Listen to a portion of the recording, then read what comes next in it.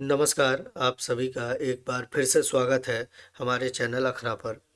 एक लंबे अंतराल के बाद पुनः हम हिंदी साहित्य से संबंधित जो पाठ्यक्रम था, उस पर चर्चा करने जा रहे हैं। हम क्षमा प्रार्थी हैं कि हम निरंतरता में वीडियो नहीं डाल पा रहे हैं, लेकिन हमारी कोशिश है कि इस बार पूरा पाठ्यक्रम जल्दी से जल्दी समाप्त कर दिया जाए। पिछले वीडियो में कक्षा जहां हमने समाप्त की थी, वो था निर्गुण धारा का परिचय और उसके बारे में विस्तृत रूप से वो जानकारी जो आपकी परीक्षा के दृष्टिकोण से महत्वपूर्ण है। आज की कक्षा में हम भक्ति काल की ही दूसरी धारा सगुण धारा पर चर्चा करेंगे। ठीक, हमने पढ़ा था कि भक्ति काल को दो धाराओं में विभक्त किया गया है। ठीक, दो धाराओं में विभक्त किया गया है। पहली जो है निर्गुण धारा, जिस पर हम चर्चा कर चुके हैं और इसकी दोनों शाखाओं को भी जान चुके हैं।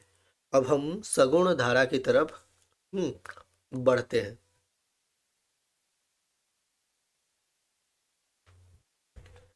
सगुण धारा की भी दो शाखाएं हैं।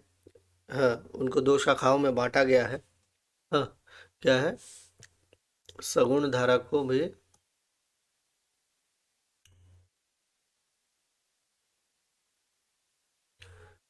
सगुण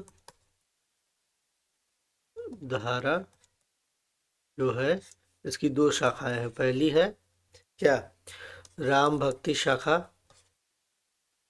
राम भक्ति शाखा। ठीक, और दूसरी है कृष्ण भक्ति शाखा। ठीक, कृष्ण भक्ति शाखा।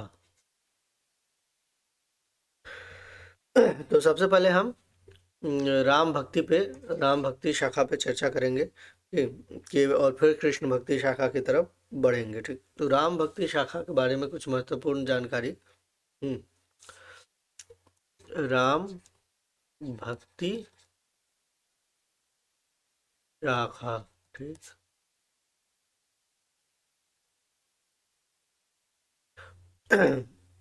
देखिए, शंकराचार्य का नाम हमने जो है निर्गुण धारा में पहले भी देखा है। मतलब शंकराचार्य के अद्वैतवाद का प्रभाव। ठीक, क्या? शंकराचार्य कबीर आदि पे आपने देखा है। ठीक ना, शंकराचार्य के का है अद्वैतवाद। ठीक, अद्वैतवाद। ठीक ना, शंकराचार्य के अद्वैतवाद का प्रभाव हमने निर्गुण धारा पर देखा है। हम जानते हैं, जैसे सॉरी, बहुत सारे जो भी निर्गुण धारा के कवि थे उन पर अद्वैतवाद का प्रभाव दिखता है। ठीक, शंकराचार्य के अद्वैतवाद में क्या कहा जाता है? कहा जाता है कि ब्रह्म को प्राप्त करने के लिए एक ही मार्ग है, वो है क्या? ज्ञान मार्ग। ठीक, क्या है? ज्ञान मार्ग, ब्रह्म को प्राप्त करने के लिए। ठीक ना, इसी के विरोध में, ठीक, इसी के विरोध में सगुण मार्गी कवि ने अपने अपने वाद निकाले। ठीक, जितने भी सगुण धारा के कवि या वादी हुए आगे, उनका कहना है कि भक्ति के लिए सिर्फ भावना की आवश्यकता है। ठीक, सगुण वाले क्या कह रहे हैं? शंकराचार्य कह रहे हैं ज्ञान की आवश्यकता है। सगुण वाले कह रहे हैं कि सिर्फ किसकी आवश्यकता है? भावना की। ये भी हमने पढ़ा था। ठीक, किसकी आवश्यकता है? सिर्फ भावना की। और भावना का संबंध किससे होता है? हृदय से। हृदय से। ठीक, भावना का संबंध किससे? हृदय से। तो ये कह रहे हैं, जितने भी सगुण धारा के कवि आबादी हुए, उनका कहना है कि भक्ति के लिए सिर्फ भावना की आवश्यकता है। और भावना का संबंध किससे? हृदय। भावना चाहिए किस चीज़ के लिए? भावना जो है, भावना चाहिए किस चीज़ के लिए? ईश्वर से प्रेम करने के लिए। ठीक, इसी तरह सगुण धारा का इसी आधार पर सगुण धारा का विकास हुआ। एक तरह से कहे तो कि अद्वैतवाद के, ठीक, इस वाद के, अद्वैतवाद के खंडन में, हाँ, इन सारी धाराओं का विकास हुआ है। ठीक, तो ये है थोड़ी बहुत इसकी पृष्ठभूमि कि क्यों आखिर सगुण धारा का विकास हुआ या सगुण धारा आई चर्चा में। ठीक, तो आगे बढ़ते हैं कि राम भक्ति शाखा में जो है, राम भक्ति शाखा में जो है इसकी प्रमुख प्रवृत्तियां क्या है? क्या? तो प्रमुख प्रवृत्तियां,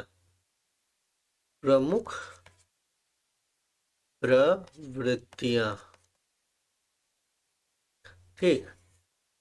प्रमुख प्रवृत्तियां क्या है? तो पहली है, मान लेते राम के सगुण रूप, ठीक, सगुण रूप की भक्ति,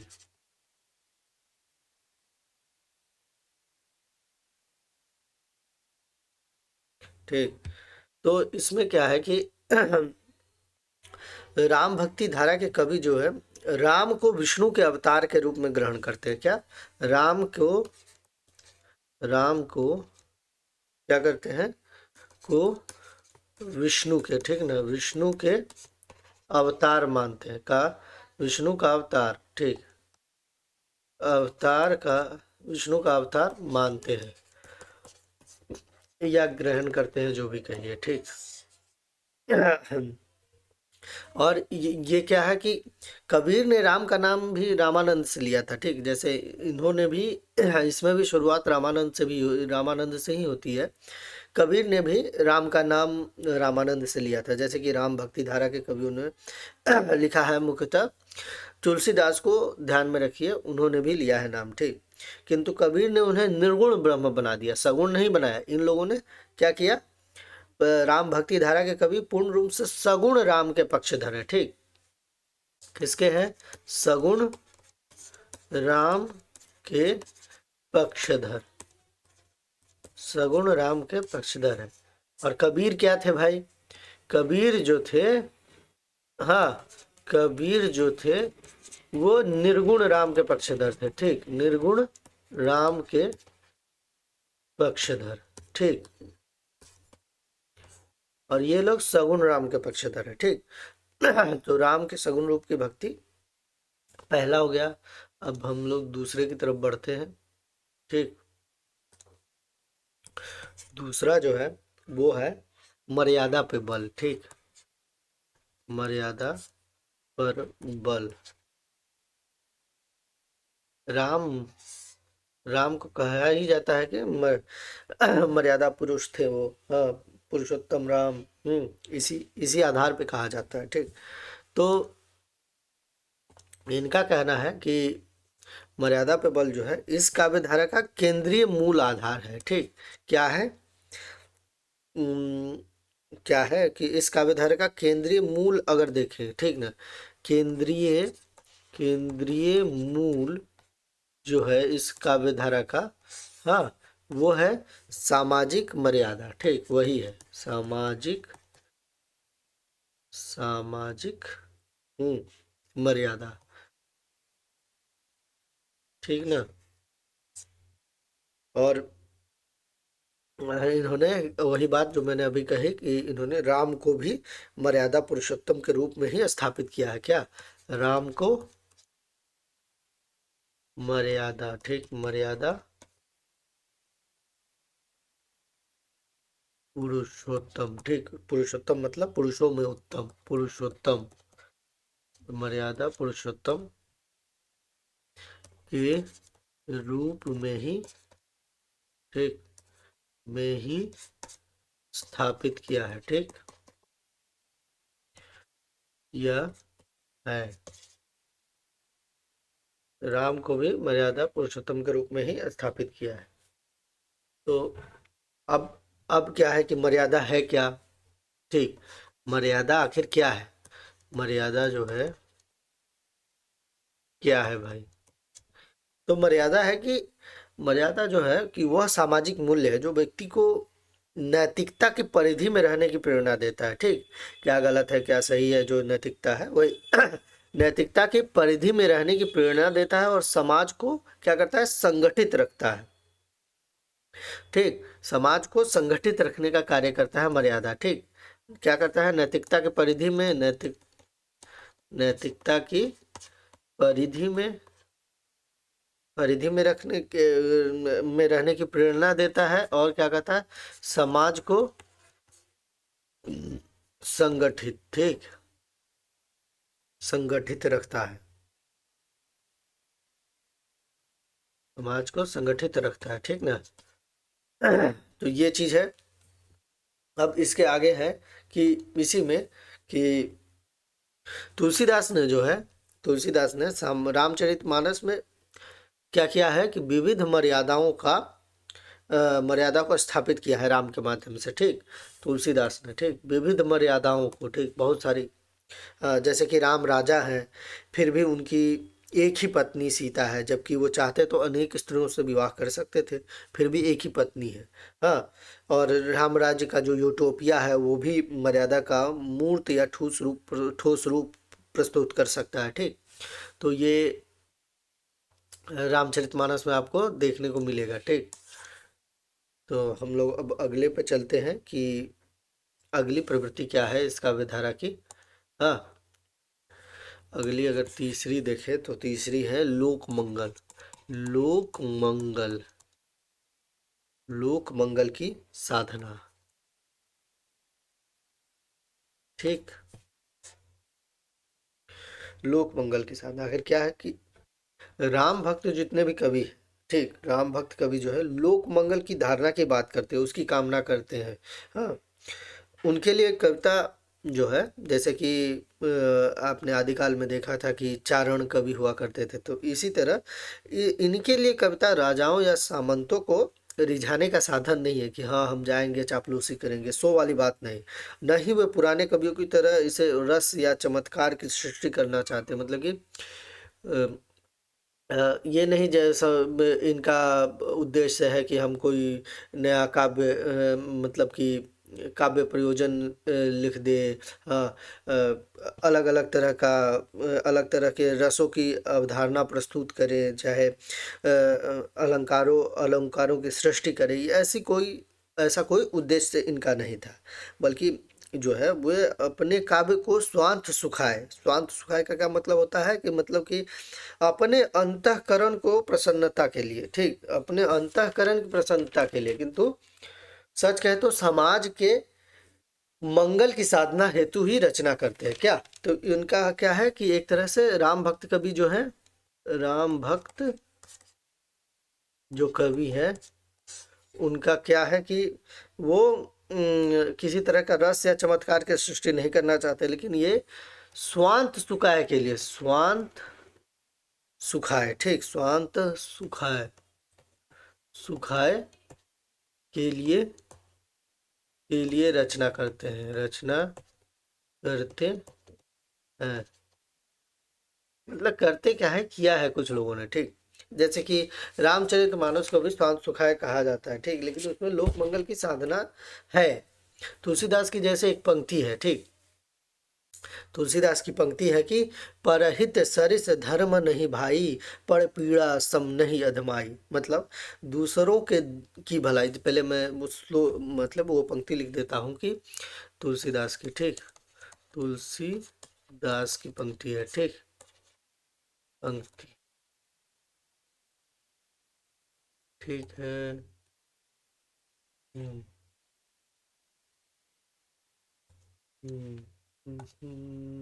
हम्म, इस कलर से लिख देता हूँ कि परहित, परहित सरिस, सरिस धर्म नहीं भाई, धर्म नहीं भाई, पर पीड़ा, पर पीड़ा मतलब दूसरों की पीड़ा, ठीक, पर पीड़ा सम नहीं अधमाई, ठीक। इसी में देखिए आप लोक मंगल की कामना कैसे देखते हैं कि मतलब कि ये पंक्ति जो है कि परहित सरिस धर्म नहीं भाई, पर पीड़ा सम नहीं अधमाई, मतलब कि दूसरों की भलाई या परोपकार, ठीक, दूसरों की भलाई या परोपकार के समान कोई दूसरा धर्म या पुण्य है ही नहीं। यही यही जो है, यही पंक्ति बताता है कि समाज के मंगल की कामना कितनी है। चाहे तुलसीदास हो या आगे धर्मदास वगैरह जितने भी कवि है, मतलब कि कवि आएंगे इसमें। हाँ, तो उन लोगों में कैसे लोक मंगल की कामना है, उनकी उनके काव्यों में। ठीक, तो अगला देखते हैं हम लोग। हाँ, ये कैसे कौन था, तीसरा था। तो हम लोग चौथा देखते हैं, समन्वयात्मक जीवन दृष्टि। ठीक, समन्वयात्मक,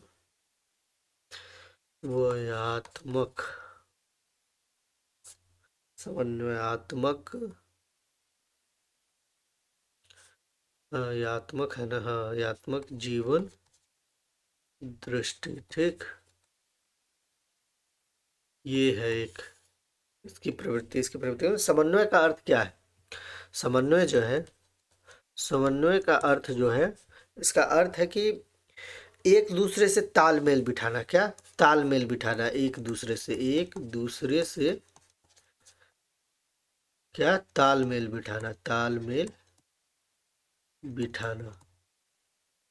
दो विरोधी वस्तुएं भी हो सकती है, चाहे कुछ भी हो सकता है। समान रूप से मिलना कहे, एक दूसरे में विलय होना कहे। हाँ, ये भी कह सकते हैं कि एक दूसरे में क्या, एक दूसरे में विलय होना है। ठीक, ठीक, समन्वय का अर्थ यही है। तो आखिर समन्वयात्मक जीवन दृष्टि क्या है भाई? अर्थ से ही स्पष्ट है, मतलब समन्वय से ही स्पष्ट है कि यह जीवन दृष्टि क्या है। यह लोक मंगल की ही, मतलब लोक मंगल की जो कामना है उसकी ही अगली अवस्था कह सकते हैं इसको। ठीक, भारत की जो संस्कृति है, हमारी जो संस्कृति है, वो विविधताओं से भरी है। यहाँ देवता भी 33 कोटि के हैं। ठीक, 33 करोड़ है। इसी से पता चलता है कि कितनी विविधता है हमारे यहाँ। ठीक, अलग अलग तरह के लोग, अलग अलग तरह की संस्कृति, अलग अलग तरह के धर्म।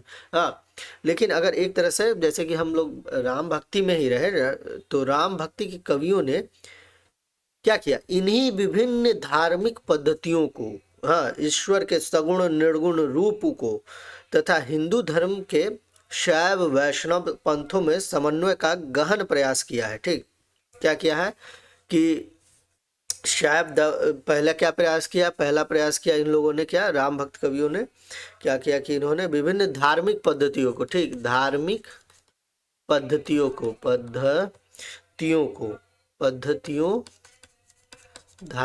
विभिन्न धार्मिक पद्धतियों को जोड़ा।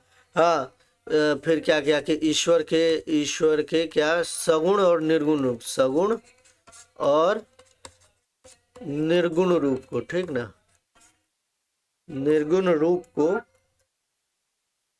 सगुण तथा निर्गुण रूप को एक किया। ठीक, एक करने का प्रयास किया। ठीक, ठीक, इन्होंने ये प्रयास किया। शैव, उस समय जो स्थिति थी कि शैव जो था, शैव और वैष्णव संप्रदाय एक दूसरे से अलग थे। ठीक, शिव की भक्ति अलग होती थी, राम की भक्ति अलग होती थी, लेकिन इन लोगों ने क्या किया, शैव और वैष्णव पंथों का समन्वय का गहन प्रयास किया। क्या किया? शैव और वैष्णव पंथों को जोड़ने का प्रयास किया। ठीक, जोड़ने का प्रयास किया। ठीक ना, इन लोगों ने। तो एक पंक्ति आती है तुलसीदास की इसी में कि तुलसीदास, ठीक, लिख देता हूँ, तुलसीदास की पंक्ति है कि अगुनहि, सॉरी, अगुनहि, अगु अगुनहि सगुनहि, अगुनहि सगुनहि, अगुनहि सगुनहि नहीं कछु भेदा। ठीक, नहीं कछु भेदा, अगुनहि सगुनहि नहीं कछु भेदा, गावहि श्रुति पुराण बुध वेदा। ठीक, गावहि श्रुति श्रुति पुराण बहुवेदा। हाँ, पुराण बुध वेदा। ठीक, ये पंक्ति है इनकी। तो इस पंक्ति का अर्थ है कि मतलब है कि सगुण और निर्गुण रूप में, मतलब सगुण और निर्गुण में कुछ भी भेद नहीं है। ठीक। मुनि पुराण पंडित और वेद सभी ऐसा ही कहते हैं। ये इस पंक्ति का अर्थ है। यही यही समन्वय की चेष्टा है कि निर्गुण और सगुण के बीच के भेद को एकदम से खत्म करने का प्रयास करना। यही समन्वय का समन्वयात्मक जीवन दृष्टि है। ठीक। यही। ठीक। देख रहे हैं आप, इस पंक्ति में ही आपको प्रत्यक्ष झलक रहा होगा, ये प्रत्यक्ष झलक रही होगी ये बातें। अब अगला जो है ये एक चौथा था, अब पांचवा देखते हैं। ठीक। अरे ये गड़बड़ हो गया। हाँ, अब हम लोग पांचवे की तरफ बढ़ते हैं। हम्म, पांचवा जो है वो है नारी के प्रति। ठीक। नारी के प्रति परंपरागत दृष्टिकोण। परंपरागत दृष्टिकोण। ये बहुत अलग कुछ नहीं किया। परंपरा से जो दृष्टिकोण चला आ रहा है, उसी का अनुसरण मात्र है। कहते हैं कि राम भक्त कवियों ने अपने काव्य में मतलब क्या किया कि दुखी और दरिद्र आदि सभी व्यक्तियों को स्थान दिया। क्या किया है? दुखी, दरिद्र, गरीब, मतलब समाज के सभी वर्गों को स्थान दिया है, सभी व्यक्तियों को स्थान दिया है। यह उनकी प्रगतिशीलता को भी दर्शाता है। क्या कि प्रगतिशील है, इन सब का जिक्र किया है। तो राम भक्त कवि क्या हुए? राम भक्त जो कवि है वो इन सब को अगर प्रदर्शित करे तो प्रगतिशील भी है। प्रगतिशील भी है क्योंकि अपने समाज से अलग कुछ कर रहे हैं। ठीक। लेकिन किंतु जब भी नारी की बात आती है तो नारी के प्रति उनकी दृष्टि प्रायः क्या है? संकुचित ही रही है। नारी के प्रति दृष्टि जो है प्रायः क्या रही है? संकुचित रही है। ठीक। ये याद रखिए, संकुचित रही है। चाहे वो तुलसीदास हो, चाहे कोई भी और अन्य कवि। तो तुलसीदास ने भी तुलसीदास की ही एक पंक्ति है जिससे स्पष्ट होता है। इस पंक्ति को आप जिक्र आपने बार बार सुना होगा कि ढोल गवार शूद्र पशु नारी सकल ताड़ना के अधिकारी। हाँ, इसका अर्थ उतना बताने की भी आवश्यकता नहीं है। हाँ, एक और पंक्ति है, हाँ, तुलसीदास की ही, कि जिमि स्वतंत्र भय भिग रही नारी। हाँ, तो इससे भी देखने को मिल रहा है कि इनकी दृष्टि जो है परंपरागत ही मतलब है कि कोई नया कुछ करने का प्रयास नहीं है। हाँ, कि लेकिन बहुत जगहों पे ऐसा नहीं भी है। फिर भी ये बातें झलक के आते हैं कि उनका जो दृष्टिकोण है नारी के प्रति वो परंपरागत ही है, कुछ नया नहीं। अगली जो बात है उसको देखते हैं हम लोग। छठा जो है वो है वर्ण व्यवस्था का समर्थन। ठीक। वर्ण व्यवस्था का क्या है? समर्थन।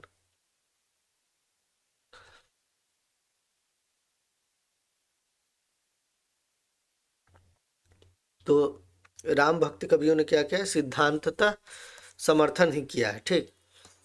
सिद्धांततः क्या किया है? समर्थन किया है। इसका समर्थन किया है। इसका तो वर्ण व्यवस्था क्या है? वर्ण व्यवस्था का सिद्धांततः समर्थन किया है। क्योंकि वो लोग क्या मानते थे? ये मानते थे कि कि इस व्यवस्था को वो लोग समाज के संगठन के लिए अनिवार्य तत्व ही मानते थे। इसलिए इन्होंने क्या कहते हैं, वर्ण व्यवस्था का समर्थन किया। ठीक। तो एक तो ये बात हो गई। दूसरा समानता उन्होंने क्या किया? ऐसा भी नहीं है कि छुआछूत को बढ़ावा दिया है, बल्कि उनका कहना है कि वो आदर्श वर्ण व्यवस्था की कल्पना की है उन लोगों ने। ठीक। यूटोपिया जो है, तुलसीदास का जो यूटोपिया है उस तरह का। तो जहाँ छुआछूत की भावना न हो लेकिन वर्ण व्यवस्था हो। हम्म। और फिर भी परंपरागत ही है ये, जिस तरह से नारी के प्रति इनका दृष्टिकोण है वैसा ही वर्ण व्यवस्था का भी के प्रति भी इनका दृष्टिकोण दिखता है। ठीक। तो ये है। एक ही लाइन में इसको समाप्त करते हैं क्योंकि आगे बहुत सारी चीजें भी हैं। ठीक। और अगला जो है, अगला अगर हम लोग देखें तो सातवां जो है दास्य भक्ति। ठीक। दास्य भक्ति ये महत्वपूर्ण है कि इनकी भक्ति जो है, इनकी भक्ति ये क्या है, ये इनकी भक्ति का रूप है। इनकी भक्ति का रूप है। ठीक। नवधा भक्ति, ठीक, नवधा भक्ति एक होती है। ठीक। नवधा भक्ति यानी वैष्णव संप्रदाय जो है, वैष्णव वैष्णव संप्रदाय के द्वारा की जाने वाली 9 प्रकार की भक्ति है नवधा भक्ति। ठीक। नवधा भक्ति, ठीक ना, इसको ध्यान में रखिए। नवधा भक्ति तो वैष्णव संप्रदाय के लोग 9 प्रकारों से ईश्वर की भक्ति करते हैं। उसी को नवधा भक्ति कहा जाता है। इसी में से एक का नाम है दास्य भक्ति। ठीक। अब समझ में आ गया। दास्य भक्ति क्या है, तो इनकी भक्ति का प्रकार है दास्य भक्ति। इसमें भक्त क्या करता है कि दास्य भक्ति का जो अर्थ हो गया, इसमें भक्त स्वयं को दीनहीन मानकर, ठीक, दास्य भक्ति में क्या है कि इसमें भक्त स्वयं को जो है दीनहीन मानकर, ये भी हम लोगों ने शायद चर्चा की ही है। ठीक। दीनहीन मानकर ईश्वर की उपासना करता है। अब इसमें भक्त स्वयं को दीनहीन मानकर ईश्वर की उपासना करता है। ठीक। ये है दास्य भक्ति का अर्थ। ठीक। और ये नवधा भक्ति का एक रूप है, नवधा भक्ति में से। अब ये तो हो गई प्रवृत्तियां। अब हम लोग कुछ इसकी शिल्पगत विशेषताओं को देख लेते हैं। ठीक। क्या देखते हैं, राम भक्ति की शिल्पगत विशेषता क्या है। शिल्पगत विशेषता, शिल्पगत विशेषता। ठीक। तो शिल्पगत विशेषता में हम जो पहला जो है काव्य रूप। काव्य रूप मतलब इन्होंने किन किन किन तरह का काव्य लिखा। ठीक। तो मुख्य रूप से जो लिखा है इन लोगों ने प्रबंधात्मक लिखा है। प्रबंधात्मक ही काव्य लिखा है, मतलब प्रबंध वाले ही प्रबंधात्मक काव्य ही लिखा मुख्य रूप से। ठीक। और जैसे कि रामचरितमानस इस धारा का सर्वोत्तम महाकाव्य है, तो रामचरितमानस भी प्रबंधात्मक है। अब प्रबंध काव्य और मुक्तक काव्य का अंतर, हाँ, मुख्य रूप से यही कर लीजिए कि प्रबंध काव्य कलेवर में मतलब मोटा होता है और उसकी कहानी एक एक ही लय में चलती है, मतलब कि आरोह में चलती है। हाँ, बढ़ते क्रम में चलती है और उसमें कहीं भी संबंध टूटता नहीं है। कहानी बीच से ही खत्म नहीं हो जाती है। चाहे आप अगर बीच में गए, मान लेते हैं कि कोई कहानी चल रही है और अगर आप बीच में चले गए तो आपको समझ में नहीं आएगी कहानी। ये हो गया प्रबंध, ये प्रबंध काव्य हो गया। लेकिन मुक्तक काव्य क्या है कि कहीं से भी आप सुन रहे हैं तो आपको अच्छा लग रहा है काव्य, वो है मुक्तम। मुक्तम में पूर्वा एक संबंध होता है, पूर्वापर संबंध, मतलब पूर्वापर संबंध नहीं होता, पूर्व से संबंध जरूरी नहीं है मुक्तक में। और प्रबंध काव्य में पूर्व से संबंध जरूरी है। ठीक। तो वही है प्रबंधात्मक काव्य और मुक्तक काव्य, मतलब इन लोगों ने पूरा किसी का भी चरित्र ही लिखा है। ठीक। पूरी कहानी लिखी है, प्रबंधात्मक काव्य की ही रचना की है इन लोगों ने। कुछ रचनाएं जैसे कि कवितावली वगैरह है, हाँ, विनय पत्रिका आदि जो है वो प्रबंध और मुक्तक दोनों के प्रभाव दिखते हैं उस पर। लेकिन मुख्य रूप से इन लोगों ने प्रबंधात्मक काव्य ही लिखा है। ठीक, इसको ध्यान में रखिए। और रामचरित मानस इस धारा का महाकाव्य है एक तरह से। और जो भाषा थी इनकी, दूसरा जो है भाषा, तो भाषा इनकी जो थी अवधि और ब्रज। ठीक, अवधि और ब्रज दोनों में लिखा। ठीक, लेकिन अवधि में मुख्य रूप से लिखा। लेकिन क्या था कि अवधि तो हम लोगों ने देखा क्या है कि सूफियों ने भी लिखा है अवधि में, लेकिन राम भक्त कवि जो थे वो उनके यहाँ अवधि सूफियों की तरह ठेठ नहीं थी। ठीक, क्या थी? सूफियों की तरह ठेठ अवधि नहीं थी। ठेठ अवधि नहीं थी। ठीक, बल्कि क्या थी?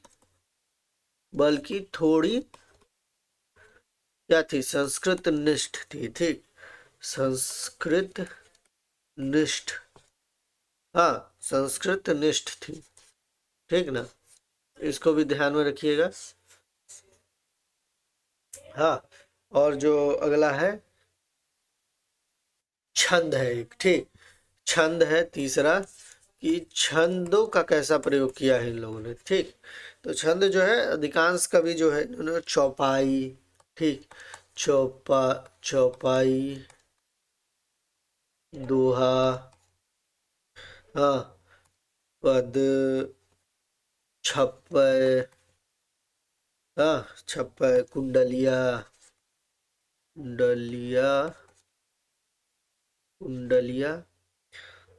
कवित्त सवैया, ठीक ना, इत्यादि का, कवित्त भी सवैया भी, इन्हीं सब का प्रयोग किया है। इत्यादि इत्यादि कर दीजिए। ठीक ना, तो अब जो है, अब हम इस धारा के कुछ महत्वपूर्ण जो है रचनाकार और उनकी रचनाओं को देखते हैं और उसकी तरफ बढ़ते हैं। ठीक, तो क्या है,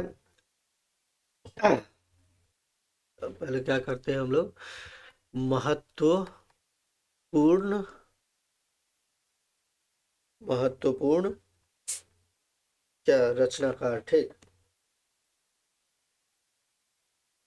रचनाकार, ठीक, और उनकी रचनाओं को भी देख लेंगे। ये बस हम लोग बना लेते हैं कि इसके नीचे अब यही चलेगा। तो पहला जो है हम लोग रामानंद को देखते हैं। रामानंद, ठीक, यही महत्वपूर्ण है पहले, क्योंकि इन्हीं से इस धारा का विकास माना गया है। ठीक,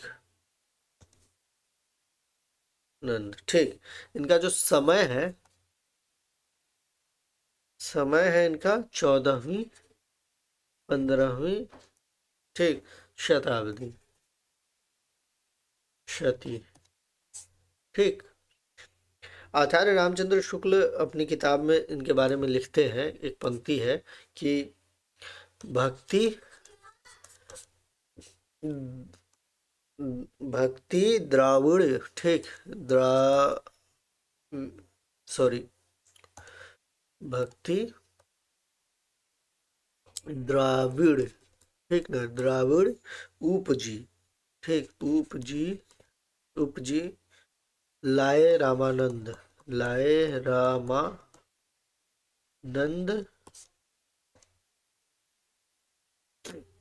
ठीक, और प्रकट किया कबीर ने 7 दीप 9 खंड।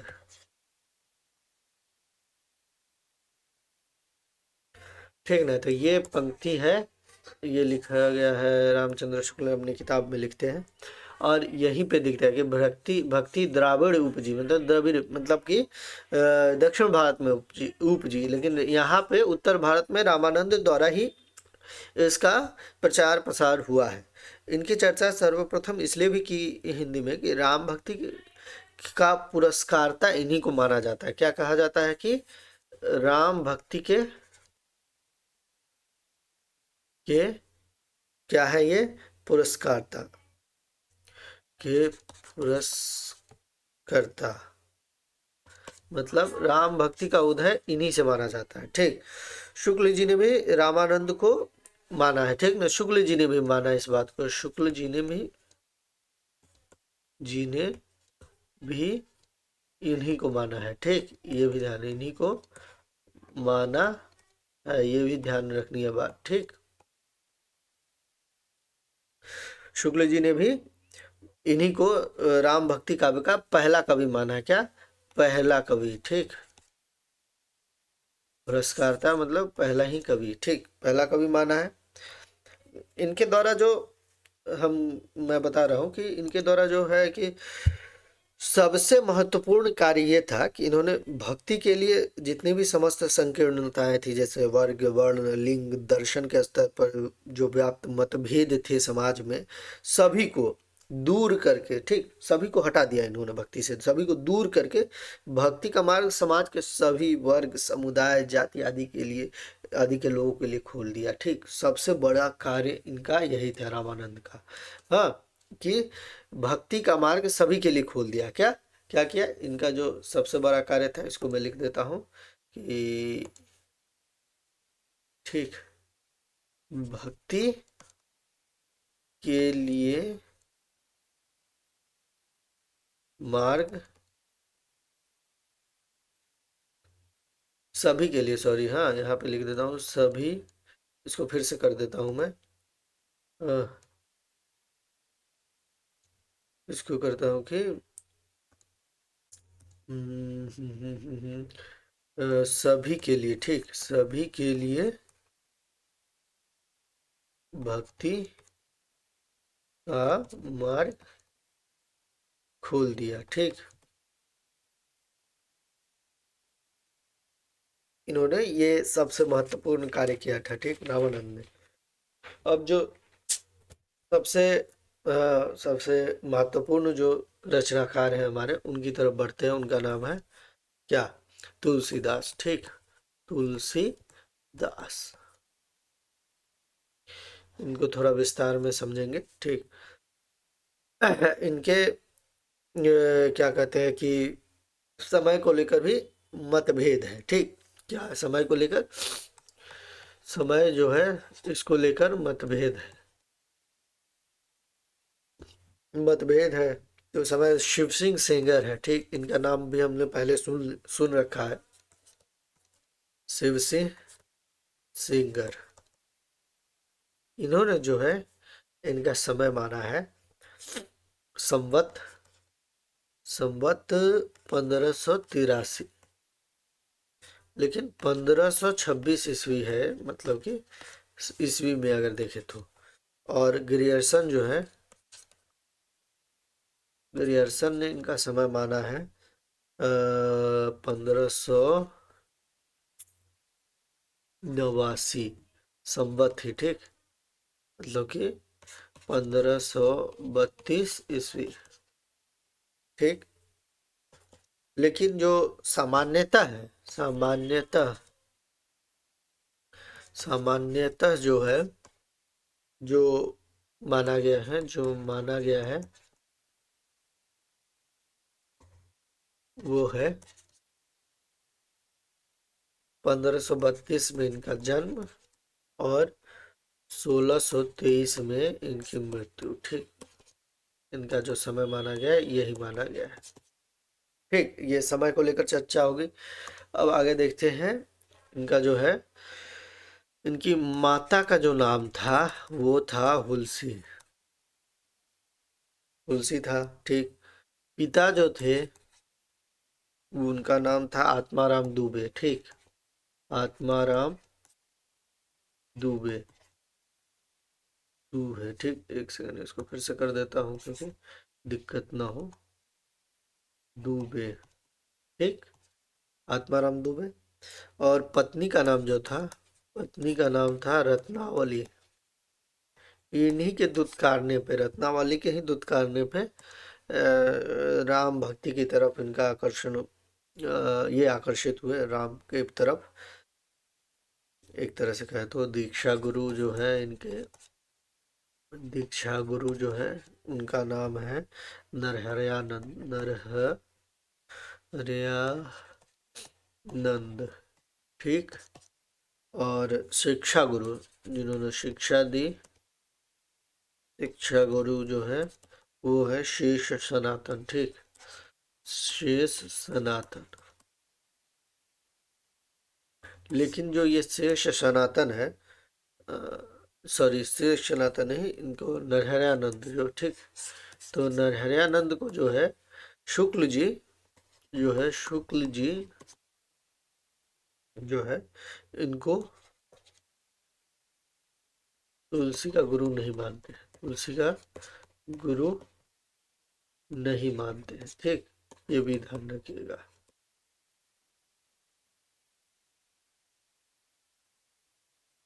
ठीक। अब है कि तुलसीदास क्या है, तुलसीदास जो है सबसे प्रतिष्ठित राम भक्ति धारा के सबसे प्रतिष्ठित कवि है। तुलसीदास है राम भक्ति धारा के, राम भक्ति, अभी हम लोग तुलसीदास पे ही चर्चा कर रहे हैं, ठीक ना। तुलसीदास जो है राम भक्ति धारा के, सॉरी, राम भक्ति धारा के सबसे जो है प्रतिष्ठित कवि है, ठीक, प्रतिष्ठित कवि है, ठीक। इनकी कुछ कुछ 12 रचनाएं, ठीक। इनकी कुल जो है कुल 12 रचनाएं, कुल 12 रचनाएं हैं, ठीक। अब वो रचनाएं क्या है, जिसमें 5 बड़े और 7 छोटे हैं, ठीक। और जो है इस प्रकार है पहले से आखिरी क्रम में, ठीक। पहली रचना इनकी जो है, पहली रचना है वैराग्य संदीपनी, ठीक, वैराग्य संदीपनी, ठीक, संदीपनी, ठीक। दूसरी रचना जो है इनकी वो है रामाज्ञा प्रश्न, रामाज्ञा प्रश्न, ठीक। तीसरी जो रचना है इनकी रामलला नहछु, रामलला नहछु, ठीक। चौथी रचना जो है इनकी वो है जानकी मंगल, जानकी मंगल। पांचवी रचना जो है रामचरित मानस, रामचरित मानस। 1 2 3 4 5। अब छठी रचना जो है इनकी पार्वती मंगल, पार्वती मंगल। 7वीं रचना है जो इनकी कृष्ण गीतावली, ठीक, कृष्ण गीतावली। अगली जो है वो है सिर्फ गीतावली, ठीक, गीतावली। उसके अगली जो रचना है वह है विनय पत्रिका, ठीक, विनय पत्रिका। उसके अगली जो रचना है वो है दोहावली, दोहावली। उसकी अगली रचना जो है वो है बरवे रामायण, बरवे रामायण, ठीक, रामायण। और उसके अगली जो रचना है वो है कवितावली, कवितावली। और या हनुमान बाहुक, ठीक, हनुमान बाहुक, ठीक ना। तो ये इनकी रचना है। यहाँ पे जो है सिर्फ हम एक रचना के बारे में देखेंगे। वो कौन सी रचना है, रामचरित मानस, ठीक। सबसे महत्वपूर्ण रचना यही है उनकी, तो इसके बारे में थोड़ा बहुत जान लेते हैं, ठीक। तो किसके बारे में, रामचरित मानस, रामचरित मानस के बारे में थोड़ा बहुत जान लेते हैं। तुलसीदास का ही प्रसंग अभी चल रहा है हम लोगों के समय, हाँ, हम लोगों के सामने। ठीक, तो रामचरितमानस, सॉरी, मानस के बारे में जानते हैं। ठीक, तो इसकी जो रचना है, संवत जो है, संवत, हाँ, कितना है, 1631 ईस्वी। ठीक, 31 ईस्वी मतलब 1574 ईस्वी में हुई है इसकी रचना। इसके बारे में तुलसीदास स्वयं लिखते हैं। ठीक, एक पंक्ति है जो इसमें रामचरितमानस में, हाँ, बालकांड में ही है कि संवत 1631 करऊ कथा हरिपद धर सीसा। ठीक, संवत 1631 करऊ कथा हरिपद धर सीसा, जरूरी नहीं लिखना, समझिए बस बात को, कि कह रहे हैं कि संवत 1631 मतलब संवत 1631 में ही ये क्या कहते हैं, इस कथा की शुरुआत हम कर रहे हैं। अब इसकी अधिकांश जो रचना है रामचरितमानस की, अधिकांश जो रचना है अयोध्या में ही हुई, और कुछ अंश जो है विशेषतः किष्किंधा कांड काशी में रचा गया। ठीक, 2 वर्ष, ठीक, समय जो लगा है इसको लिखने में 2 वर्ष, हाँ, 2 वर्ष 7 माह और 26 दिन में पूर्ण हुई। 26 दिन में समय लगा इतना लिखने में। इसमें 7 कांड है। ठीक, 7 कांड है। कितने के हमने, 7 कांड। अब 7 कांड कौन कौन से हैं उसको हम लोग लिख लेते हैं। ठीक, पहला जो है वो है बाल कांड। ठीक, कांड। दूसरा जो है वो है अयोध्या कांड, अयोध्या कांड। ठीक, अयोध्या कांड। तीसरा जो है वो है अरण्य कांड। ठीक, अरण्य कांड। चौथा जो है वो है किष्किंधा कांड,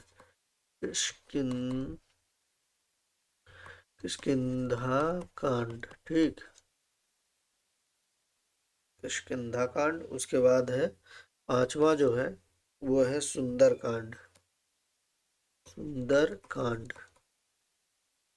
छठा जो है वो है लंका कांड। ठीक, लंका कांड, कांड। ठीक, लंका कांड। और अंतिम जो है वो है उत्तर कांड। ठीक, उत्तर कांड। ये है 7 कांड इनके। हाँ, अब जो है राम भक्ति धारा के कुछ जो है अन्य रचनाकारों के जो नाम है, अन्य रचनाकार जो लिख देता हूँ, अन्य रचनाकार, उनके नाम भर जान लेना जरूरी है, देख लेते हैं बस। एक है अग्रदास। ठीक, अग्र, अग्र, अग्रदास। ठीक, एक है अग्रदास। दूसरे एक है ईश्वरदास, ईश्वरदास। उसके बाद एक है विष्णुदास, विष्णुदास। एक है केशवदास, और एक है नाभादास। ठीक, भक्तमाल याद होना चाहिए, इसकी चर्चा हम लोग कर चुके हैं भक्तमाल के बारे में। हाँ, कुछ जो है आधुनिक काल में जो रचनाकार हुए। ठीक, क्या, हाँ, आधुनिक काल में, आधुनिक, आधुनिक काल के जो रचनाकार है, आधुनिक काल में जो रचनाकार हुए उसमें से कुछ है। एक है मैथिली शरण गुप्त, मैथिली शरण गुप्त। ठीक, तो मैथिली शरण गुप्त की रचना है साकेत। हाँ, जिन्होंने राम पर काव्य लिखा उनके बारे में हम लोग चर्चा कर रहे हैं। ठीक, तो एक है निराला, इनका नाम आप लोगों ने सुना ही होगा, सूर्यकांत त्रिपाठी निराला। इनकी रचना है राम की शक्ति पूजा। ठीक, शक्ति पूजा। और एक है नरेश मेहता, नरेश मेहता, इनकी एक रचना है संशय की एक रात, संशय की एक रात। ठीक, तो ये कुछ महत्वपूर्ण रचनाकार है जो यहाँ तक आधुनिक काल तक आते हैं। अब जो है मान लो आगे बढ़ते हैं और सगुण धारा की दूसरी शाखा कृष्ण भक्ति शाखा की तरफ बढ़ते हैं और उसको समझते हैं। ठीक, अब हम लोग टॉपिक इसका दे देते हैं क्या, सॉरी,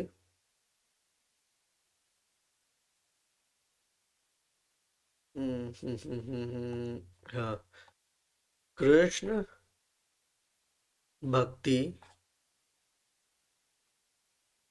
क्या है, काव्य धारा। ठीक, काव्य धारा, इस पे चर्चा करेंगे हम लोग। अब मुख्य रूप से जो है वही बात है जो हमने राम भक्ति धारा की शुरुआत में देखी। ठीक है, ये धारा है शंकराचार्य के अद्वैतवाद। ठीक, शंकराचार्य के क्या, अद्वैतवाद और निर्गुण ब्रह्म का खंडन ही करती है।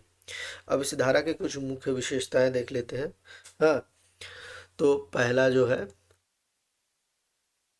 जो है वो है शुद्धा शुद्धा द्वैतवाद। ठीक, शुद्धाद्वैतवाद, सॉरी ये मैंने गलत ही लिख दिया है, शुद्धाद्वैतवाद। ठीक, शुद्धाद्वैतवाद तथा पुष्टि, ठीक, पुष्टि मार्ग का प्रभाव इस धारा पे कैसे था इसके बारे में देखते हैं। ठीक, तो वल्लभाचार्य एक नाम है। ठीक, वल्लभाचार्य ने शुद्धाद्वैतवाद को दार्शनिक आधार बनाकर विष्णु के अवतार व सगुण ईश्वर कृष्ण को आराध्य बनाया। तो ठीक, तो क्या क्या, सगुण ईश्वर। ठीक, सब में चर्चा होगी, राम भक्ति धारा में भी चाहे और कृष्ण भक्ति की धारा में, उसमें क्या कहते हैं, सगुण की ही चर्चा होगी। जैसे राम भक्ति धारा में सगुण राम की, उसी तरह कृष्ण भक्ति धारा में सगुण कृष्ण की। ठीक, तो किसको, वल्लभाचार्य ने किया ये काम। वल्लभाचार्य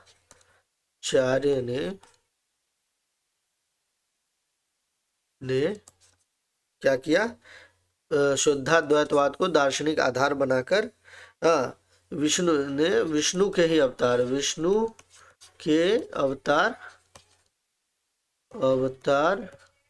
कृष्ण को, ठीक, के अवतार कृष्ण को, ठीक ना, को आराध्य बनाया। ठीक, आराध्य, वल्लभाचार्य ने विष्णु के अवतार कृष्ण को आराध्य बनाया। ठीक, ये शुद्धाद्वैतवाद दार्शनिक आधार मानकर। ठीक ना, तो सगुण ईश्वर कृष्ण, ठीक ना, इसको याद रखिएगा, सगुण ईश्वर कृष्ण। ठीक, सगुण ईश्वर कृष्ण को आधार बना के इन्होंने कृष्ण भक्ति धारा की शुरुआत की। कृष्ण भक्ति कभी भी शंकराचार्य के अद्वैतवाद और निर्गुण ब्रह्म का खंडन ही करते हैं, ये मैंने पहले ही बता दिया। और एक बात की, शंकर के निर्गुण को अबोध्य गम घोषित करते हुए सूरदास गोपियों से कहलवाते हैं। ठीक, सूरदास इस धारा के सबसे महत्वपूर्ण कवि हैं। तो वो कहलवाते हैं कि निर्गुण कौन देश को बासी, एक तरह से यही है, लड़ाई ही है। हाँ, कि शंकर के निर्गुण को कहते हैं कि बहुत ज्यादा वो है, आम जनता से बहुत दूर है। ठीक, अद्वैतवाद बहुत दूर है आम जनमानस। तो अबोध गम में घोषित करते हुए सूरदास गोपियों से कहलवाते कि निर्गुण कौन देश को बासी। हाँ, और क्या क्या कि क्या कहलवाया, तो मैं लिख दूं चाहे नहीं, ये बस बात समझने भर की है, उतना समझिए। और वल्लभाचार्य ने ही पुष्टि मार्ग का, हाँ, प्रवर्तन किया है। ठीक, ये आगे चलकर हम लोगों को पता भी चलेगा, पुष्टि मार्ग का प्रवर्तन वल्लभाचार्य ने ही किया है। तो सगुण ईश्वर कृष्ण की को आराध्य बनाया, शुद्धाद्वैतवाद को दार्शनिक आधार मानकर वल्लभाचार्य ने। ठीक। अब दूसरा जो है वो है कि लीला में अखंड विश्वास। ठीक। लीला में अखंड विश्वास। ठीक। तो सभी कृष्ण भक्त कवियों ने लीला का वर्णन किया है। ठीक। सभी कृष्ण भक्त कवि ने, सभी कृष्ण भक्त कवियों ने, ठीक ने, लीला का वर्णन और गायन मुक्त भाव से किया है। ठीक ना, वर्णन और गायन मुक्त भाव से किया है। ठीक।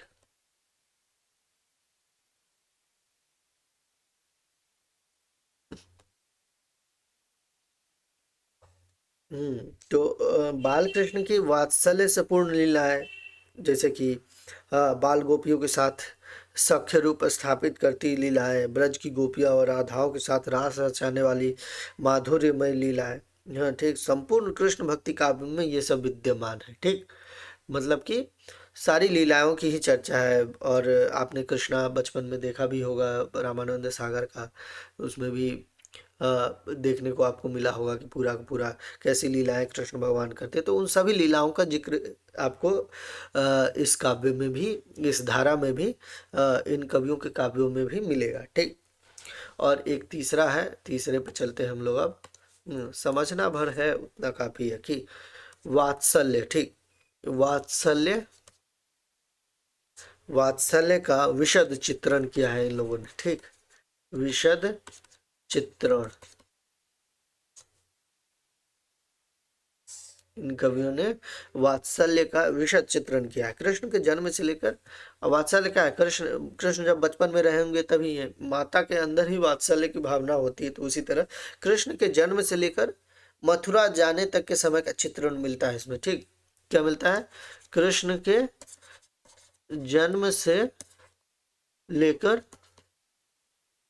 मथुरा जाने तक का चित्रण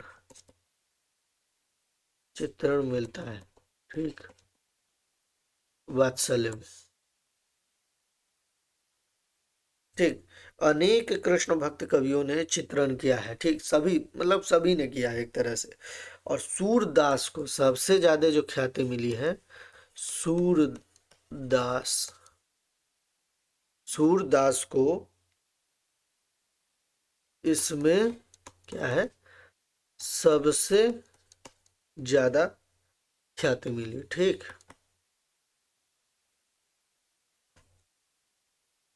ख्याति मिली। हम्म या यूं कहे कि ऐसा चित्रण कहीं देखने को नहीं मिलता, वात्सल्य का ऐसा चित्रण। ठीक। कहीं और किसी काव्य में देखने को नहीं मिलता। अब आगे चलते हैं, अगला देखते हैं कि अगला जो है वो है कौन सा था? तीसरा था। अब चौथा देखते हैं हम लोग, प्रेम की विराट कल्पना की। विराट कल्पना। ठीक। अन्य धाराओं की तरह इन भक्त कवियों ने श्रद्धा से संयमित प्रेम को नहीं अपनाया। ठीक। जैसे राम भक्ति काव्य में क्या था? मर्यादा थी, वहां मर्यादा है तो प्रेम ज्यादा निकल कर अपने शुद्ध भाव में प्रेम प्रकट नहीं होगा। ठीक। लेकिन इस धारा के कवियों ने, हाँ, मतलब श्रद्धा से संयमित प्रेम को नहीं अपनाया है। ठीक ना, कि ये नहीं कि हम मर्यादा में रहे, मर्यादाओं को तोड़ दिया है इन लोगों ने। ठीक। बहुत सारे कृष्ण भक्त काव्य को तो अश्लील भी कहा जाता है। रामचंद्र शुक्ल ने नकार भी दिया है, बहुत सारे काव्यों को कहा है। ठीक। तो इसी तरह प्रेम की विराट कल्पना इन लोगों ने की है। ठीक। तो क्या किया कि एक लाइन में अगर लिखे तो, श्रद्धा से संयमित। ठीक। संयमित प्रेम को नहीं अपनाया। ठीक। अपनाया ठीक। मतलब कि विराट प्रेम की कल्पना की है इन लोगों ने। अब अगला जो है वो हम लोग देखते हैं, पांचवा।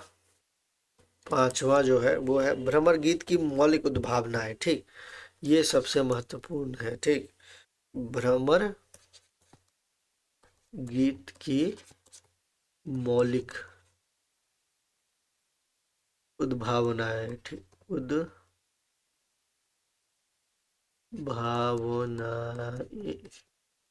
ठीक, तो जो है कि भ्रमर गीत जो एक परंपरा है, बहुत पहले से चली आ रही है काव्य लिखने की। इस तरह का काव्य लिखा जाता है, तो भ्रमर गीत परंपरा बहुत पहले से चली आ रही थी। पर कृष्ण भक्ति के भक्त कवियों ने इसमें मौलिक उद्भावनाएं भी शामिल की। ठीक, कुछ नई तरह की उद्भावनाएं भ्रमर गीत परंपरा के माध्यम से गोपियों व उद्धव के आपसी द्वंद्व को दिखाते हुए सगुण व निर्गुण तथा भक्ति की ज्ञान पर विजय स्थापित की है इन लोगों ने। ठीक, यही है मौलिक उद्भावना इन लोगों ने की। क्या कि गोपियों, ठीक, गोपियों और व उद्धव उद्धव के आपसी द्वंद्व, ठीक, द्वंद्व को दिखाते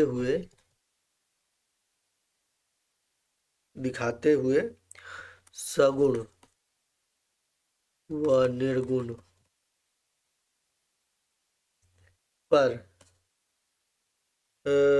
तथा सगुण का निर्गुण पे, सॉरी, सगुण व निर्गुण पे नहीं, सगुण का, ठीक, सगुण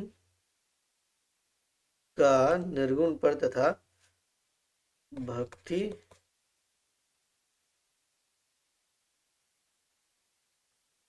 की ज्ञान पर, ठीक है, ज्ञान पर विजय दिखलाया। ठीक, ये भी क्या हो गया, ये भी अभी हम लोगों ने देखा क्या कि अद्वैतवाद में जो है मतलब कि इसमें भी कृष्ण भक्ति काव्य में भी शंकराचार्य के अद्वैतवाद का ही खंडन है। तो उसमें भी ज्ञान, देखिए, ज्ञान पे विजय है, विजय दिखलाया, सगुण का निर्गुण पर विजय दिखलाया। ठीक, तो ये भी वही चीज है, वहाँ वाली चीज है। यहाँ भी लड़ाई ही चल रही है एक तरह से कहिए तो। अभी छठा पे चलते हैं हम लोग। छठा देखते हैं कि छठा है नारी मुक्ति की प्रस्तावना। ठीक, नारी मुक्ति की प्रस्तावना। ठीक, थोड़ा जल्दी करते हैं हम लोग, लंबा, क्लास लंबा होता जा रहा है। कि यहाँ पे जो है नारी मुक्ति के लिए मध्यकाल के सामंती परिवेश में, ठीक, जब जब महिलाएं घर से निकल भी नहीं सकती थी, तब वैसे परिवेश में कि कृष्ण भक्ति काव्य में नारियों को प्रतीकात्मक अर्थ में मुक्ति प्रदान की है। ठीक ना, तो नारी की मुक्ति की प्रस्तावना इन लोगों ने की है। ठीक, एक तरह से बस इसी पंक्ति को देखिए आप। इसी धारा में मीराबाई जैसी महान कवित्री मौजूद है, जिनके पदों में नारी की मुक्ति के स्वर दिखाई देते हैं। ठीक, मीराबाई के, तो बस यही आपको ध्यान में रखता है कि नारी की मुक्ति की प्रस्तावना भी इन लोगों ने की है। ठीक, अब इस धारा की जो शिल्पगत विशेषता है उसको देख लेते हैं एक बार हम लोग। शिल शिल्पगत विशेषता। ठीक, जल्दी जल्दी ही खत्म कर किया जाए इसको। शिल्पगत विशेषता में पहली जो है, पहली वही बात, काव्य रूप जो है इसका, काव्य रूप, कि इन लोगों ने कैसे काव्य लिखे, तो इन लोगों ने मुक्तक ही मुख्य रूप से लिखे, मुक्तक, मुक्तक, ठीक, मुक्तक ही मुख्य रूप से लिखे। ठीक, मुख्य रूप से, जैसे कि राम भक्ति धारा में प्रबंधात्मक लिखा गया, तो इन लोगों ने मुक्तक ही लिखा। ठीक, दूसरा जो है इन लोगों की भाषा जो थी, प्रेम आदि का काव्य ये लोग लिख रहे थे, तो इन्होंने ब्रज को ही अपनाया। ठीक, ब्रज को ही अधिकतम अपनाया, ब्रज ही इनकी भाषा थी। तीसरा इनका छंद जो था, छंदों का जो प्रयोग किया इन लोगों ने, तो उन्हीं तरह दोहा, कवित्त, सवैया इत्यादि का। ठीक, दोहा, कवित्त, सवैया आदि। ठीक, अब हम इस धारा के कुछ महत्वपूर्ण रचनाकार और उसकी रचना की तरफ बढ़ते हैं। अ, तो यहाँ पे हम लोग लिख देते हैं, टॉपिक का नाम दे देते हैं कि महत्वपूर्ण रचनाकार। ठीक, रचनाकार जो पहले हैं, वही वल्लभाचार्य की बात हम लोग करेंगे। वल्लभा, ठीक,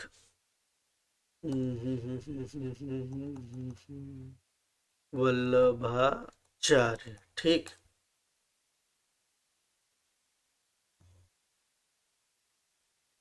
इनकी चर्चा इसलिए कि इन्हीं के पुत्र जो है विट्ठलनाथ ने सन 1565 ईस्वी में अष्टछाप की स्थापना की थी। और अष्टछाप बहुत ही महत्वपूर्ण है कृष्ण भक्ति धारा में, जिसकी चर्चा हम लोग आगे करेंगे। इनका जो समय था, समय जो है, समय जो है इनका है 1478 से लेके 1530। ठीक, इतना 1530 ईस्वी। ठीक, इसको ध्यान में रखिएगा। पुष्टि मार्ग का प्रवर्तन किया इन्होंने ही। ठीक, यही आगे चर्चा भी की थी, पीछे भी चर्चा की थी हम लोगों ने। पुष्टि मार्ग, हाँ, का प्रवर्तन किया। ठीक, प्रवर्तन किया। पुष्टि मार्ग की चर्चा आप लोगों के लिए उतनी महत्वपूर्ण नहीं है। ठीक, बस इतना याद रखिए कि पुष्टि मार्ग का प्रवर्तन किया है। ठीक, ये वल्लभाचार्य ने, क्योंकि ज़्यादा वृहत हो जाएगा। ठीक, तो अब एक बात है कि वल्लभाचार्य के जो है, वल्लभाचार्य, इनके शिष्य जो थे, शिष्यों की संख्या थी 84। ठीक, 84 शिष्य। इनके पुत्र थे। ठीक, वल्लभाचार्य के पुत्र जो है, पुत्र विट्ठलनाथ। ठीक, विट्ठल विट्ठलनाथ, विट्ठलनाथ के जो है 252 शिष्य थे। ठीक, विट्ठलनाथ के 252 शिष्य थे, इतना ध्यान में रखिए ना। अब वल्लभाचार्य की चर्चा हुई, वल्लभाचार्य के बाद विट्ठलनाथ की बात हम लोगों ने कर लिया। अब हमें कि अष्टछाप के बारे में हम लोगों ने सुना, अष्टछाप क्या है उसके बारे में थोड़ा सा जान लेते हैं। ठीक, क्या, तो अष्ट छाप।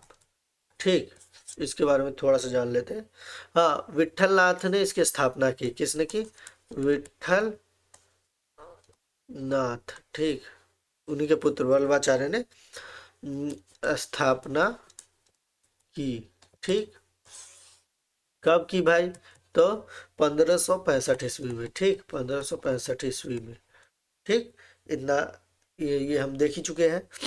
अब है कि अष्टछाप में जो है, ठीक, इसमें जो है चार कवि जो थे, वो थे वल्लभाचार्य के शिष्य, वल्लभाचार्य के शिष्य। और चार कवि जो थे, चार कवि जो थे वो थे विट्ठलनाथ के। ठीक, विट्ठलनाथ के शिष्य। ठीक, इन्हीं 8 कवियों को मिलाकर अष्टछाप की स्थापना की गई थी। और इनके जो नाम थे वो कुछ इस प्रकार थे। इनके नाम जो है, इनके नाम हम लोग देख देते हैं। इनके नाम, पहला जो था, पहले जो थे, सॉरी, कुंभननाथ। ठीक, कुंभन कुंभन दास, सॉरी, कुंभननाथ मैंने बोल दिया, कुंभन दास। ये जन्म इनका था 1468 ईस्वी। ठीक, दूसरे जो थे सूरदास, ठीक, सूरदास, जन्म इनका 1478 ईस्वी, ठीक, 1478 ईस्वी। तीसरे जो थे परमानंद दास, परमानंद दास, ठीक, इनका जो जन्म है वो है 1493 ईस्वी, ठीक, 1493 ईस्वी। चौथे जो थे वो थे कृष्णदास, ठीक, कृष्णदास, इनका जो जन्म था वो था 1496 ईस्वी। अब जो है ये चारों थे वल्लभाचार्य के शिष्य, ठीक, वल्लभाचार्य के शिष्य, ठीक, इसको ध्यान में रखिए। और अब जो है बाकी चार, हाँ चौथा, पांचवें थे जो गोविंद गोविंद स्वामी, गोविंद स्वामी, इनका जन्म था 1505 ईस्वी, 1505 ईस्वी।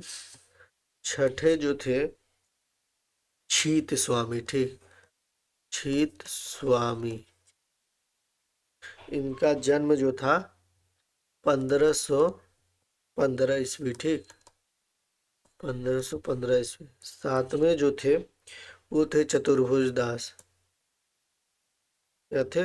चतुर्भुज दास, इनका जो जन्म था वो 1530 ईस्वी। और अंतिम जो थे वो थे नंददास, नंददास सबसे छोटे भी थे ये, 1533 ईस्वी। तो ये चारों जो थे विठलनाथ के शिष्य, किसके? विठलनाथ के शिष्य थे, ठीक। तो यही 8 लोग थे अष्टछाप में। अब जो है,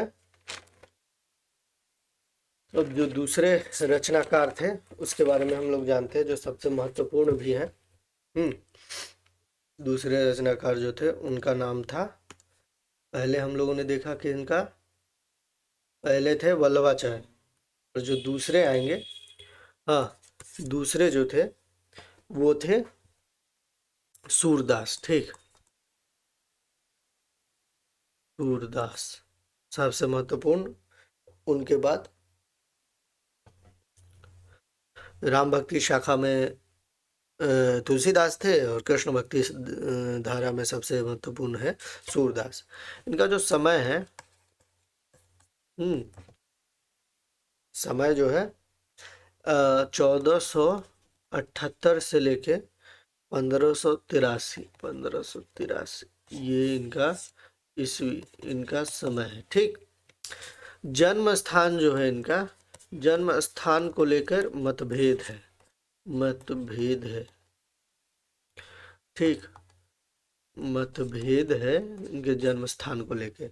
तो एक स्थान है रुनाकत, रुनकता, ठीक, रुनाकत मैंने बोल दिया, रुनकता जो है इसको गऊ घाट के नाम से जाना जाता है, गऊ घाट। ये जो जगह है ये उत्तर प्रदेश आगरा में है। इसको माना है श्याम सुंदर दास ने, श्याम सुंदर दास ये मानते हैं। फिर मानते हैं इसी स्थान को मानते हैं रामचंद्र शुक्ल भी, रामचंद्र शुक्ल, शुक्ल भी इसी स्थान को मानते हैं। और एक और लोग हैं हजारी प्रसाद द्विवेदी, हजारी प्रसाद द्विवेदी, ठीक, ये भी मानते हैं इसी को। दूसरा स्थान है सीही, सीही जो है ये हरियाणा में है, फरीदाबाद के पास। इसको मानते हैं डॉक्टर नगेंद्र, डॉक्टर नगेंद्र इसको मानते हैं। और एक मानते हैं गणपति चंद्रगुप्त, ठीक, ये स्थान मानते हैं। अब अगला जो है, तो अगली बात जो है इनके बारे में है कि वल्लभाचार्य ने सूरदास को डांटते हुए कहा था, एक बात कही थी कि सूर हव के ऐसो घिघियात काहे को हव, कछु भगवत लीला वर्णन करी। मतलब कि सूरदास एकदम ऐसा काव्य सुना, ऐसे जब वल्लभाचार्य से मिले वो, तो एक पंक्ति उन्होंने सुनाई, तो उसी के जवाब में वल्लभाचार्य ने सूर को डांटते हुए कहा था कि ऐसे घिघिया घिघिया के वर्णन क्या कर रहे हो, कुछ भगवत लीला का वर्णन करो। इसके बाद ही सूरदास ने भगवत लीला वर्णन आरंभ किया। ठीक, सूर क्या है? सूर जो है, सूर जो है वात्सल्य, ठीक, किसके? वात्सल्य और श्रृंगार के, वह श्रृंगार के सम्राट है। ठीक, के सम्राट, सम्राट, इसको ध्यान में रखिएगा। श्रीनाथ मंदिर मंदिर में भजन करते थे। ठीक, ये भी है, इनकी जो रचनाएं हैं तो उसके बारे में जान लेते हैं। इनकी रचनाएं, इनकी रचनाएं जो है, पहली रचना है सूर सागर। सूर सागर एक रचना है इनकी। सूर सारावली, सारावली, और एक रचना है इनकी साहित्य लहरी। ठीक, ठीक, आगे चलते हैं। अब जो इनकी सबसे महत्वपूर्ण, इनकी अमर कीर्ति का जो आधार है वो है सूर सागर। ठीक, क्या है? सूर सागर। सूरदास की अमर कीर्ति का आधार क्या है? अमर कीर्ति का आधार। ठीक, कीर्ति का आधार है सूरदास के आधार। ठीक, इसको ध्यान में रखिएगा। तो सबसे महत्वपूर्ण रचना है सूर सागर। अब सूर सागर जो है वो है भगवत पुराण। ठीक, भागवत पुराण। ठीक, भागवत पुराण को आधार बनाकर लिखा गया। ठीक, आधार बनाकर लिखा गया। ठीक, इसको ध्यान में रखिएगा। सूर सागर को भागवत पुराण आधार बनाकर लिखा गया। कुल पद जो है इसमें, कुल पद जो है इसमें वो है 4936। ठीक, इसको ध्यान में रखिए। बाल लीला के, बाल लीला के सर्वाधिक पद इसी में है, सर्वाधिक पद है इसमें। हाँ, और हजारी प्रसाद द्विवेदी इसको कहते हैं कि हजारी प्रसाद द्विवेदी कहते हैं, क्या कहते हैं? हजारी प्रसाद द्विवेदी इसके बारे में कहते हैं कि स्त्री चरित्र का विशाल काव्य है, विशाल काव्य ये कहते हैं। ठीक, अब एक शब्द है भ्रमर गीत, जो जिसकी चर्चा इन्होंने की है। ठीक, तो भ्रमर गीत, ठीक ना? तो ये पहले भी हमने देखा कि भ्रमर के माध्यम बनाकर गोपियों को के आत्माभिव्यक्ति की गीत है। ठीक, क्या है? भ्रमर को माध्यम बनाकर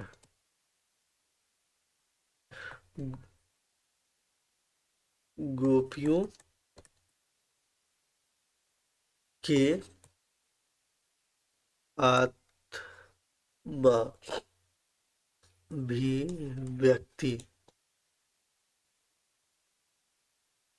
के गीत हैं। ठीक, इसको बस ध्यान में रखिए कि हाँ, गोपियों की बातें हैं, गोपियों के अंदर की बातें हैं। ठीक, अ, हिंदी में, हिंदी में भ्रमर गीत की शुरुआत मतलब इस परंपरा की शुरुआत किससे मान जाते हैं? सूरदास से। ठीक, इसको ध्यान में रखिएगा। और कहानी क्या है इसकी कि उद्धव जो थे, उद्धव को अपने ज्ञान पर बहुत गर्व था कि हाँ।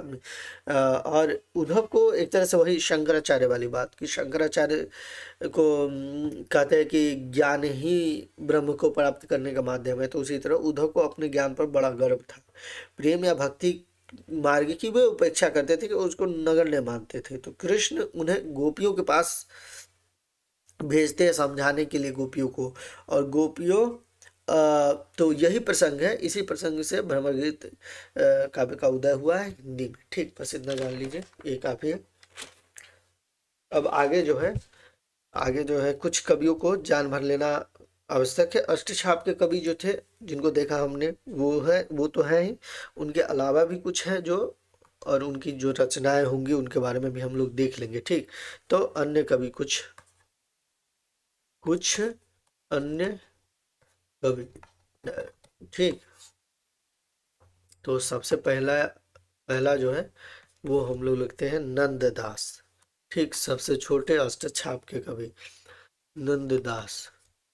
ठीक, तो इनकी रचना है, एक है रसमंजरी।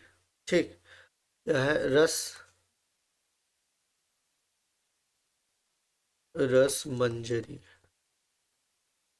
जल्दी जल्दी में थोड़ा गड़बड़ भी हो रहा है। ठीक, और रूप मंजरी। ठीक, एक रचना है रूप मंजरी, और एक रचना है रास पंचाध्यायी। ठीक, रास पंचाध्यायी।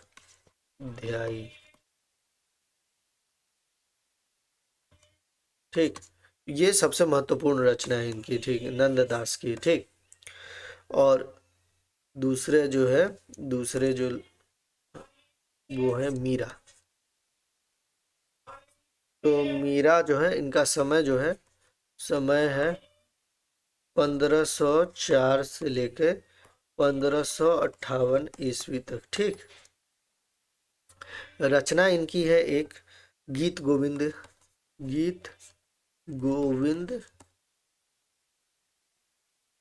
की टीका। ठीक, दूसरी रचना इनकी है नरसी जी का मायरा, और एक रचना है इनकी राग सोरठ संग्रह। ठीक, और जो है एक और कवि है तीसरे, वो है रहीम। ठीक, तो इनका जो समय है 1556 से लेके 1627 ईस्वी। ठीक, रचना इनकी है, रचना जो है इनकी बरवय बरवय नायिका भेद, और एक रचना है मदनाष्टक। ठीक, तो ये हो गई। तो खैर, अब अन्य रचनाकारों को भी हम लोगों ने देख लिया, तो आज का वीडियो हम यहीं समाप्त करते हैं। हमने जो है भक्ति काल खत्म कर लिया है एक तरह से। ठीक, आज हम लोगों का भक्ति काल समाप्त होता है यहीं से, और अगले वीडियो में हम जो है रीति काल पे चर्चा करेंगे। ठीक, भक्ति काल के सगुण धारा को भी समाप्त कर लिया, और पूरी मतलब एक तरह से पूरी तरह से भक्ति काल समाप्त हो गया।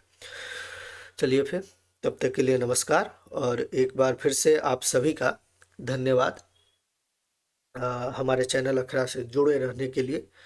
अगर आपका मन करे तो चैनल को लाइक, सब्सक्राइब और शेयर जरूर करें। धन्यवाद।